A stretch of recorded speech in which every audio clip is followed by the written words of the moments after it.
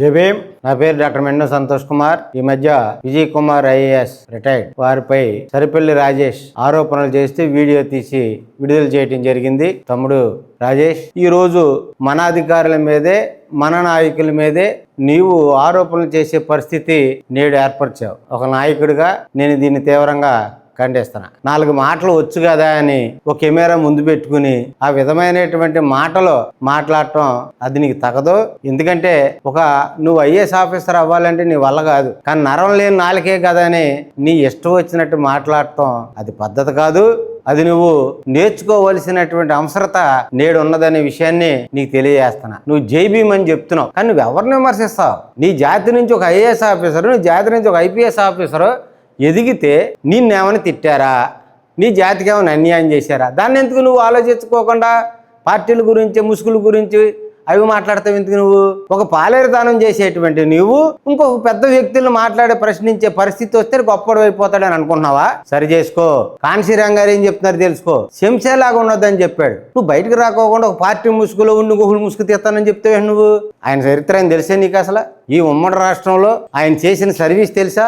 మీ party అధ్యక్షుడిని అడుగు, చెప్తాడు. ఆయన చెప్తాడు. మన నుంచి ఎదిగినటువంటి ఆఫీసర్లు, మన నుంచి ఎదిగినటువంటి నాయకుడిని ఎవడో లాభం కోసం నువ్వు వచ్చి అలా తిట్టడం బాధాకరం. ఇంక నువ్వేం జాతికి బాగుపడతావు? జాతిని బాగుపడడం కోసం ప్రశ్న చేస్తున్నావు. నీ ఆలోచన అది వాళ్ళ ఆలోచన అలా అనిపించట్లేదుగా మాకు. నీ ఆలోచనలు బానిసత్వంలో ఉంది. బానిసకు తెలియదు కదా బానిస అని. విజయ్ కుమార్ అనే వ్యక్తి ఈ సమాజంలో మనకు జరుగుతున్న అన్యాయం మీద ప్రశ్నిస్తున్నారు. నీలాంటి బానిసలకు ఇంకో బానిస తోడయి ఇది ఈ విధంగా ఉండాలనే ఆలోచన ఉంటే అది పద్ధతి కాదు. మన జాతిని జాగృతి చేద్దాం. జాతిలో వచ్చినటువంటి అధికారులను మనం గౌరవిద్దాం. విజయ్ కుమార్ గారి గురించి మాట్లాడినటువంటి మాటల్ని వెనక్కి తీసుకుని భవిష్యత్తులో జాతిని ఎలా ముందుకు తీసుకెళ్లాలో అనే దాని మీద మరి నువ్వు నాయకుడిగా చెప్పుకొని చలామణి అవుతున్నావు. కాబట్టి నీలో ఉన్నటువంటి ఆ ముసుగును తొలగించుకో బాబు ముందు రాజేష్. ఎందుకంటే ఈ 75 సంవత్సరాల స్వతంత్ర భారతదేశంలో ఇంకా మనం అడుక్కునే పరిస్థితిలో ఉన్నాం. మనం అడుక్కునే పరిస్థితిలో ఉండి మనం ఎదటోళ్ళని వ్యక్తిని విమర్శించడం మన జాతి వాళ్ళని తగదు. మళ్ళీ చెప్తున్నా, నువ్వు జై భీమ్ చెప్పాలంటే ఆ జై భీమ్ గురించి ముందు తెలుసుకుని చెప్తూ ఉంటావు. అప్పుడప్పుడే జై భీమ్ అంటే ఇది అని ఇలా ఎగరేసి మరి చెప్తూ ఉంటావు.